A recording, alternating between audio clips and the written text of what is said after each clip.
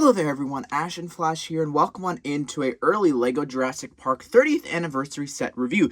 Today we are looking at set number 76960. This is the Brachiosaurus Discovery set, retailing for $79.99 USD or $99.99 Canadian, and it is such an iconic moment from the film.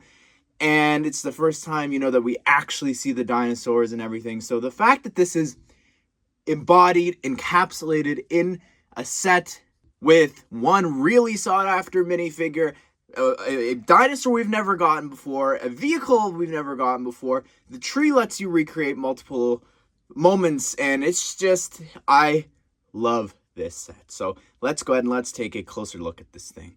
I thought that we should start with the Jeep Wrangler since, that's how the scene starts, right? They drive on up in the Jeep, and it looks great. I think they've done an incredible job. This is such an important vehicle to get, and I'm so happy that after all these years, we have it. Like, that's so great.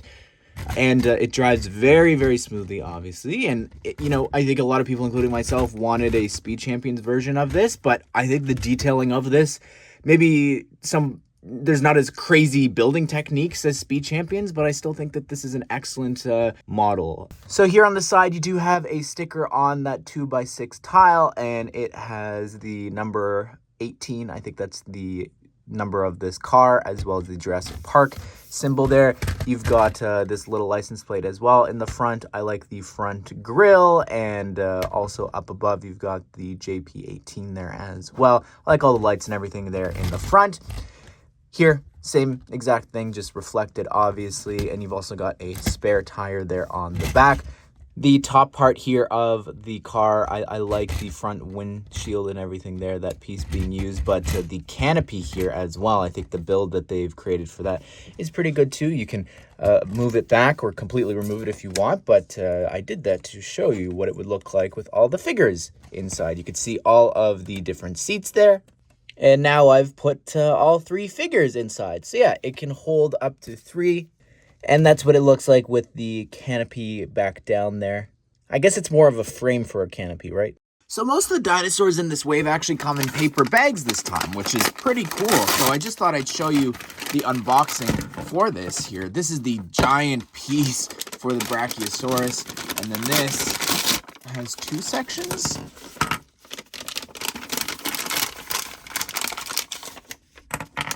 All right, so I've built it all up, and I gotta say, I really like this thing. I know that some people wanted posable legs, but I get why it's just one piece there. I think that stability-wise, it's still strong enough. I've seen some people say, well, can it, lean back to eat? And it still can. I just don't think that it'll work if you have...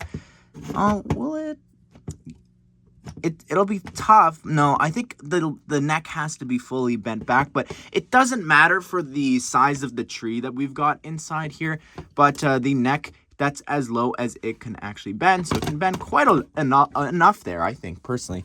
The head can actually turn 360 and everything, spin there, but you could also open the mouth. It's not too big of a mouth opening, but you could move it a little bit more, but the jaw is technically detached right now, so I wouldn't necessarily do that.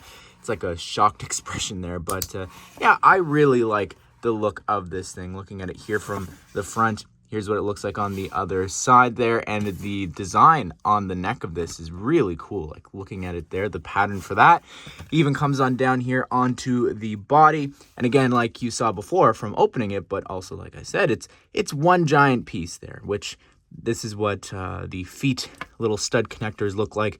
That's what the other side looks like, and then the tail can also just turn. It can't bend up and down or anything like that. It's just spinning it that way. But that is our first ever Brachiosaurus, which I'm sure we'll get other colors for in future years. So here is the tree build included, and you can sort of have a couple different moments. We'll go through and talk about that, especially if you have some of the other sets for the other figures and characters that could also be here.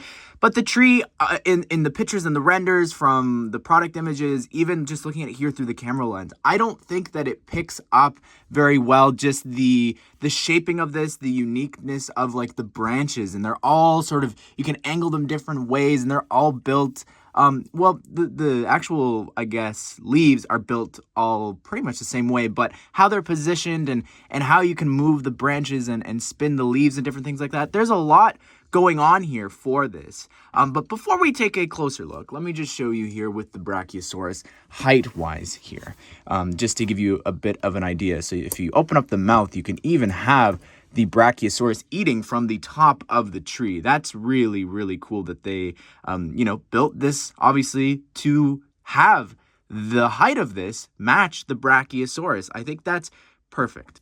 Starting down below here on the bottom, you've got this really cool little info thing with the Brachiosaurus there, also like where it's located on the island. It says no feeding, no flash photography, and no yelling at them. I think that's pretty cool. But yeah, the ground here, it's all muddy, obviously, from that scene from when they fall off after they try and escape the T-Rex, right? So you could see here, though, that they are realizing that's some of the eggshells there. So that's because they have repopulated outside of the labs and everything. So that's cool that you can discover that there. Also, just for fun here, I'm just going to show you what the... you can actually perfectly put the Ford Explorer right there. Like, lean it right on up onto the tree. That's really cool that you could have it like that. I wouldn't risk putting this in the branches. I don't think it can handle that. That's from one of the other sets that we'll look at here on the channel. But anyways, back to this. The side here, I like all the moss and everything growing, as well as in each of the sets, there are actually little frogs included because, of course, they're the building blocks of Jurassic Park. They're the building blocks here of these sets. So that's really cool that the coral one there is on the side. This is what it looks like here on the back. Nothing too much going on there. But this is what I really, really like about this, is this little platform that they've got. And the idea is that after Alan and the kids, of course, escape and go up the tree to spend the night, they can feed the Brachiosaurus there. So you got a little leaf to actually hold out in your hand. And if you want, you can bend the neck down and it lines up perfectly there to eat the leaves that they hand feed them. Like, that's so cool that they have, included this little platform for that. So just borrowing the figures from the other sets, the platform is big enough to fit Alan and all three kids, and you could still, look at that, feed the dinosaur.